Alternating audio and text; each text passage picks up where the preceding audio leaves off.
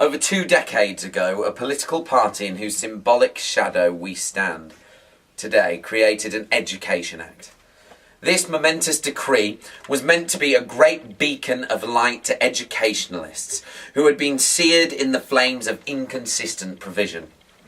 It was meant as a joyous daybreak to end the long night of their captivity.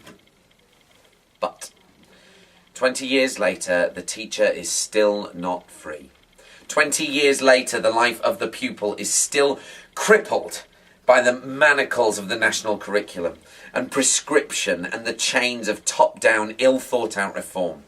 20 years later, the teacher and pupil live on a lonely island of narrow accountability in the midst of a vast ocean of potential learning possibilities.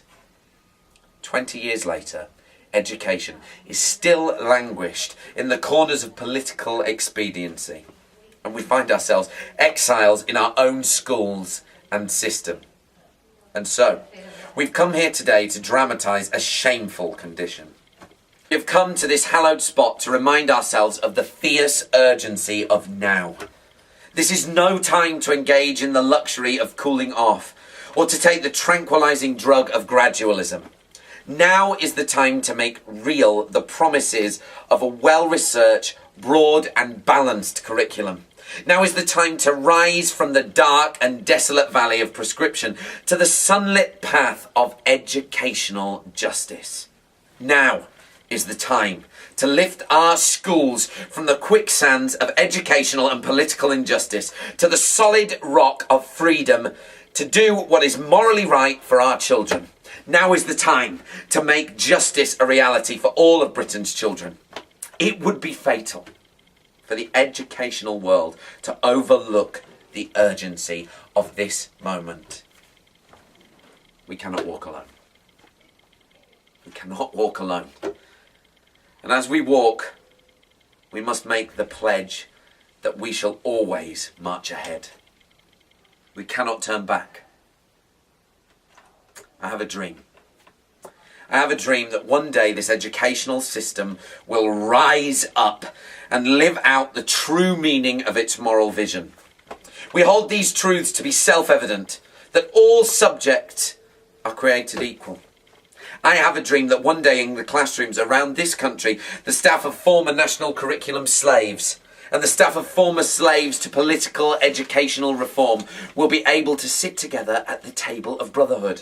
I have a dream that one day even ministers of state for education will be transformed into knowledgeable educationalists. I have a dream that our children will one day learn in a school where they will not be judged by the levels on their school tracking grid, but the content of their character. I have a dream today. I have a dream that one day down in Westminster with its ill-informed politicians, one day right there in Westminster, recognised educationalists will be able to join hands with politicians in genuine debate and agree on the best educational principles based on sound research. I have a dream today. I have a dream that one day every school shall be exalted and every teacher and provider of education shall be seen as a professional. The profession will be made great and the crooked places will be made outstanding. And the glory of our moral purpose in education shall be revealed and all of us will see it together.